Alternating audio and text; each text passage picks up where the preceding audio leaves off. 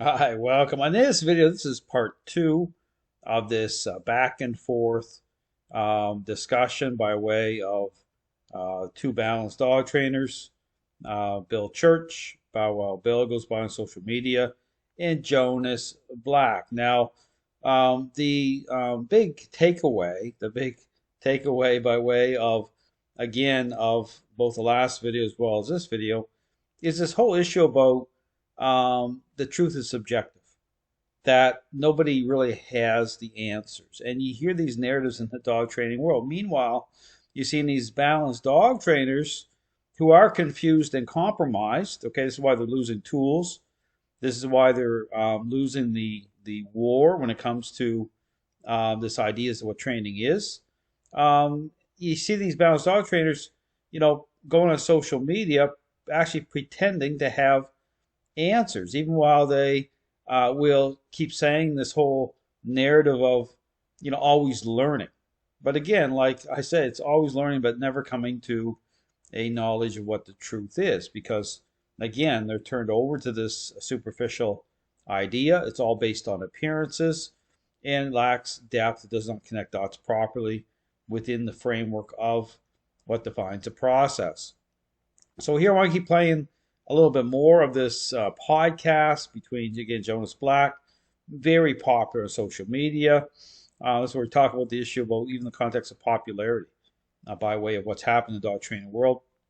Just because somebody's popular or this idea is popular doesn't mean that it's true. And this is a total disconnect here happening within the dog training world. Else is always looking for the golden ticket, right? Well, the golden ticket is being smart, and the golden ticket is being creative and experiencing failure and success. And at the end of the day, none of us know what the fuck we're really doing. We're taking it our best educated guess based on the experience of what's happened and worked in the past. Yeah, and that's why it's important to have an eclectic knowledge base and to learn. Nailed it. And not just figure out, oh, I got this system, I know it all. It's like, dude, that means that you're dead in the water waiting for the dog that's going to come bite you in the ass, literally, to show you all the holes in your program that where this system doesn't work. And that's where it took me, like, as a purely positive when I first started. And it was like, dude, this shouldn't be like this. This should work. It's not working. And that's why I've reached out and started learning from many different people. And I still learn, dude. Consummate learners, even though we do we have our mentors, but dude, I'm learning always. I'll be watching this canine conference and learning as I do with these live streams, man. It's like there's no finish line here. So right there, that's a profound statement, saying there's no finish line. And it makes sense in terms of these trainers who, again, continue to spin, okay, within this framework of this superficial ideas of what training is. And meanwhile, I mean, they're out there. This is how they're making their livelihood, within the dysfunctional, framework of this superficial idea as to what training is. This whole thing, I talk about why it is that balanced dog trainers sound just like force-free trainers. There's a reason for that, because they're in agreement with this idea that trains a learning-based exercise, all based on appearances, where the truth is subjective, engaging in blame shifting on the dogs. And meanwhile, again, your statements like this, which is incredible. People should question this. There's no finish line. Okay, there's no coming to an understanding as to what defines training. I talk about that.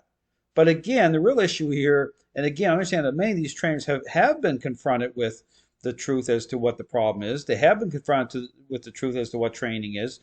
But for them, they reject it. Okay, based again on what they've been turned over to, what they continue to push a market, because they're not incentivized to do the right thing.